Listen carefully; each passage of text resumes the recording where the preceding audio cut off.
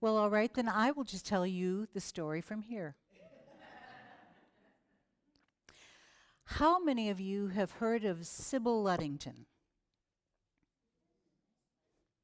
My sister just raised her hand, but that doesn't count. I'm not calling on you. Sybil was 16 years old during the Revolutionary War. Her father was a commander in the militia for the Revolution, and he had let the men go home because it was planting season. It was April. They got word that the nearby city of Danbury, Connecticut was on fire. The British had set it on fire. So they needed to rouse the militia to come back. So Sybil got on her horse. She was 16 years old. It was 9 o'clock at night, and she started riding the countryside, 40 miles. 4 times longer than Paul Revere's ride, I might add.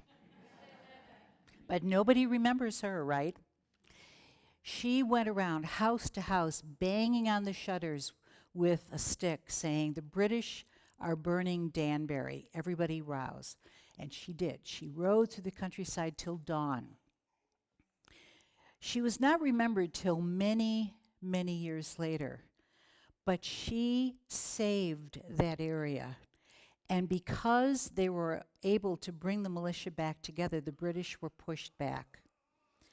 My story to the children, and actually to all of you, is that you are never too old or too young to do something important for your country. That could be writing letters, that could be passing out leaflets, that could be finding out where there's a need in your community to help. And we Unitarian Universalists are pretty good at that, at finding where there's a need. And this church is a great center for that because we do a lot of good work in San Mateo County. So when you feel like, you know, the world is just too hard and you don't know what to do, come to church. If you don't know what to do, we'll tell you. We're really good at that. Will you join me in a moment of prayer? Spirit of life and love, we gather today after the 250th anniversary of the Declaration of Independence, a document that looms large in our lives and in our spiritual faith. We, like those original settlers, feel the promise of this country even when we cannot see it in front of us. Let us pledge to work together to build that nation we so long for. And with your love, and with the love of our community, let us more steadfastly join together to make that dream a reality. Now will you join me in a moment of silent meditation?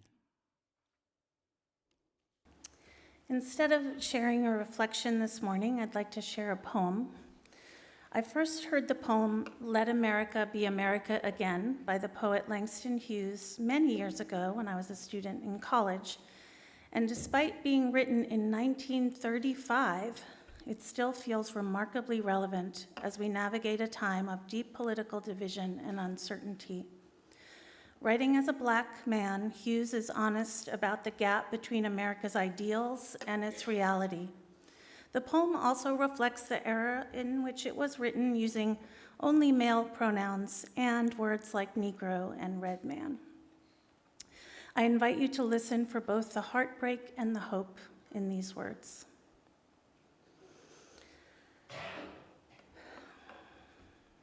Let America be America again. Let it be the dream it used to be. Let it be the pioneer on the plain seeking a home where he himself is free. America never was America to me. Let America be the dream the dreamers dreamed. Let it be that great, strong land of love where never kings connive nor tyrants scheme, that any man be crushed by one above. It never was America to me. Oh, let my land be a land where liberty is crowned with no false patriotic wreath, but opportunity is real and life is free. Equality is in the air we breathe. There's never been equality for me, nor freedom in this homeland of the free. Say, who are you that mumbles in the dark? And who are you that draws your veil across the stars? I am the poor white fooled and pushed apart. I am the Negro bearing slavery's scars. I am the red man driven from the land. I am the immigrant clutching the hope I seek and finding only the same old stupid plan of dog eat dog, of mighty crush the weak. I am the young man full of strength and hope, tangled in that ancient, endless chain of profit, power, gain, of grab the land, of grab the gold, of grab the ways of satisfying need, of work the men, of take the pay, of owning everything for one's own greed. I am the farmer, bondsman to the soil. I am the worker, sold to the machine. I am the Negro, servant to all, you all. I am the people, humble, angry, hungry, mean. Hungry yet today, despite the dream. Beaten yet today. Oh, pioneers, I am the man who never got ahead, the poorest worker bartered through the years. Yet I am the one who dreamt our basic dream in the old world while still a serf of kings, who dreamt a dream so strong, so brave, so true, that even yet its mighty daring sings in every brick and stone, in every furrow turned, that's made America the land it has become. Oh, I'm the man who sailed those early seas in search of what I meant to be my home.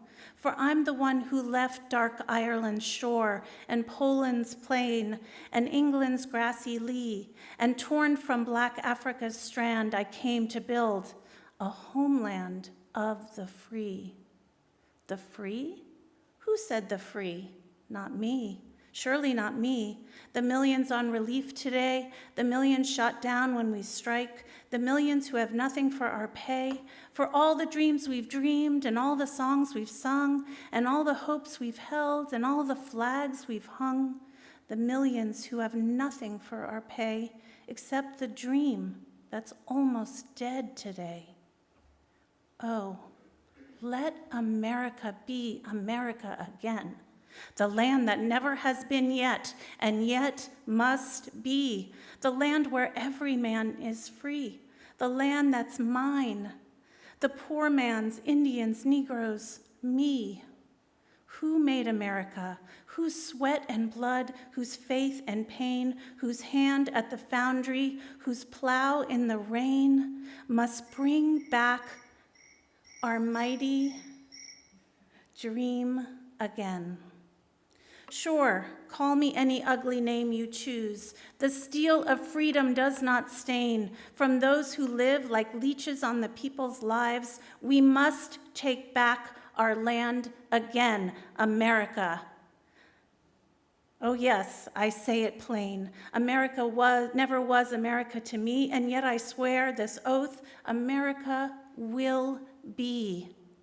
Out of the rack and ruin of our gangster death, the rape and rot of graft and stealth and lies, we, the people, must redeem the land, the mines, the plants, the rivers, the mountains, and the endless plain, all the stretch of these great green states, and make America again. Thank you. I start this morning with the words of John Adams during the debate over independence. Sir, I know the uncertainty of human affairs, but I see clearly through this day's business. You and I indeed may rue it. We may not live to the time when this declaration shall be made good. We may die colonists, die slaves, die, it may be, ignominiously and on the scaffold. Be it so. Be it so. If it be the pleasure of heaven that my country shall require the poor offering of my life, the victim will be ready. At the appointed hour of sacrifice, come when that hour may. But while I do live, let me have a country, or at least the hope of a country, and that a free country, end quote. Oh, those founders, they really knew a turn of phrase, didn't they? As you know, we're celebrating the 250th anniversary of our Declaration of Independence this 4th of July. When I think about this holiday, I always get a little emotional. I can't help but think of those people who pledged their lives, their futures, and their fortunes to establish self-governance, and those who left everything they knew and traveled here with very little except the hope that they could establish a life here that was better. They'd heard stories of available land, abundant water, fish and game, and trees so big around that you couldn't circle them with your arms. And they dreamed of owning some part of that which was just theirs, to be free and to think and to worship as they pleased. If you look at Europe in the 1600s, when this country was being settled, the prospect of owning your own land and not being beholden to a lord to whom you owned a portion of your crop or the animals you raised was quite appealing. Here, if you grew it, built it, or made it, it was yours. No wonder our colonists fought so hard to keep what they had worked to build when England thought it could exploit that and impose heavy taxes in return for protection and send troops to enforce the collection of those taxes. At that point, the settlers had lived without those governmental constraints for many years and weren't willing to go back to what they thought they had left behind. Everything in this new country was built on hope. Our Unitarian forebears, the Puritans, set out to live in a place where they could worship freely, with the hope that this could happen in a new land. They were supposed to land in Virginia and join colonists already there, but since they were outside of their chartered jurisdiction, the Puritans and the non-religious settlers that sailed with them needed a document that would bind them together so that they could survive in this new place. The Mayflower Compact was the first document to establish that there would be a rule of law by the consent of the governed, a civil body politic. It allowed them to write and enact laws to affect the common good in what is, quote, widely regarded as the first foundational experiment in democratic self-government in North America, unquote. This document not only influenced the writing of the Declaration of Independence, but our Constitution as well. After Plymouth, new towns in Massachusetts established themselves in the same manner, all of them at first ruled by the local church. Later, each town was ruled by its own set of laws, written by the church and the people who lived there. Although these colonists swore their allegiance to the English king, they looked to the men they had elected to govern them in their place. Our Unitarian Universalist congregations are run on this same principle. Every one of them are an entity unto themselves. There is no bishop to step in when there are issues in our churches. No one tells our congregations what they can and cannot do outside of their own members. No presbytery sends us a minister, and each congregation calls their own and contracts with them. And everyone in our congregations has the authority to ordain ministers. This is why our Unitarian Universalist denomination is considered an association of congregations. Boston cannot tell us what to do out here on the frontier of California or any other state, province, or country. We take our democratic process very seriously. And this is why we have annual meetings and an election of board members and officers. We embody the hope and resolve that we together can gather as a congregation to make a difference for ourselves and the hope those Puritans held for themselves. This congregation is a direct result of the Mayflower Compact. That hope is encoded in our DNA as Americans. Hope leads to beliefs and actions to build that beloved community. So it's very difficult today to see so much of the progress we've fought for over the years being dismantled in front of us by our elected officials.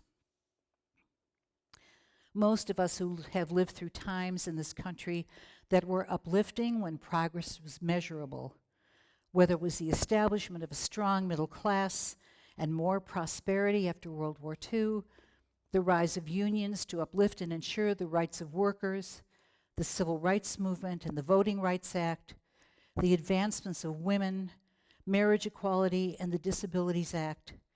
These all started with hope and the belief that things could be better.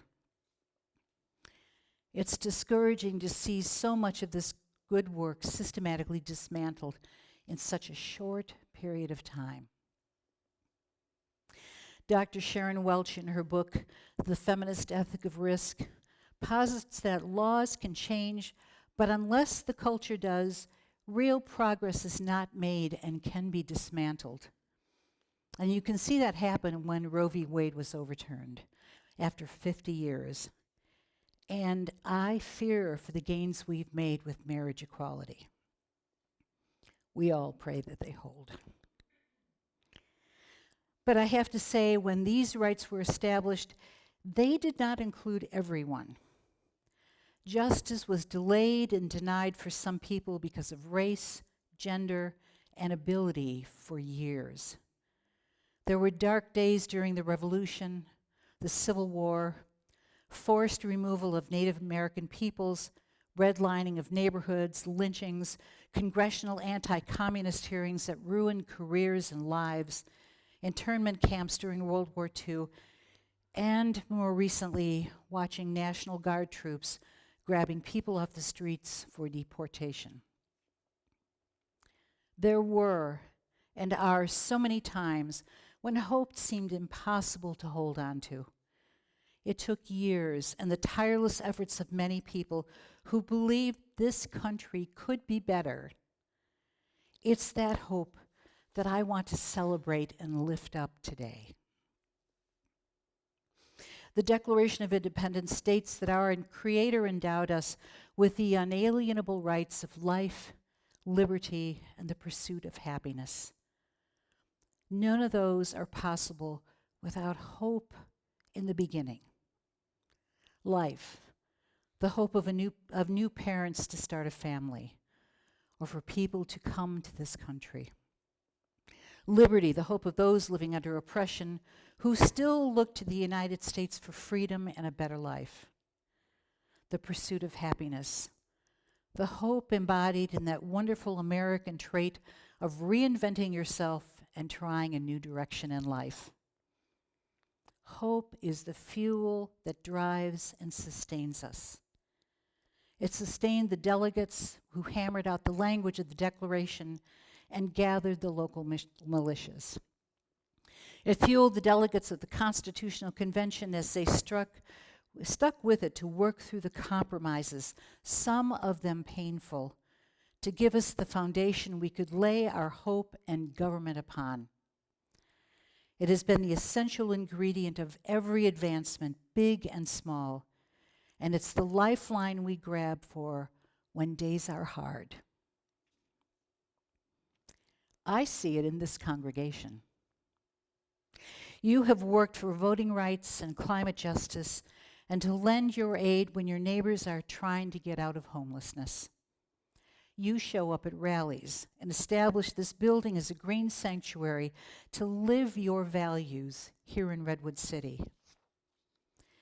And you couldn't do any of this if you didn't have hope. Hope for a better life for you and for your corner of San Mateo. There have been bad times in this country when hope was hard to find. It would be easy to stay hopeless, but that's not who we are. Our ancestors could not have survived without that belief that there would be a better day, not could, but would. Hopelessness is not the legacy they handed us. They would tell us to rest, regroup, and to reform within our community, to look to these founders, not just those who wrote the documents and lent their names and their very fortunes to establishing this country, but those who made sure that the homes, business, and farms were still running while their other family members were off building a new government. Not to mention all those folks in small towns and on farms who kept going through the worst days and believed that what had been established was good and could benefit everyone. All of it with the hope that what they built would endure and contribute to the common good. The common good. That phrase seems to have gone out of fashion lately. I don't know why. Because it was what held us together during World War II and afterwards. The common good. Aaron Sorkin's character in the movie The American President says that America isn't easy. It's not. It takes constant work and rededication to ourselves and the common good, especially when gains we have made fall apart and the way seems unclear. But remember, the work we do may not pay off tomorrow or in our lifetimes, but I am, like our founders, pledging my life and my sacred honor to work for this country and the country I believe we can have. So hang on to hope and remember, for all of this church, this community, and this nation, hope is the very thing that undergirds it all. It gives us the promise of rebuilding our country in the years ahead and helps us to envision what we can become. And hold on to that dream because it is glorious. To the glory of life.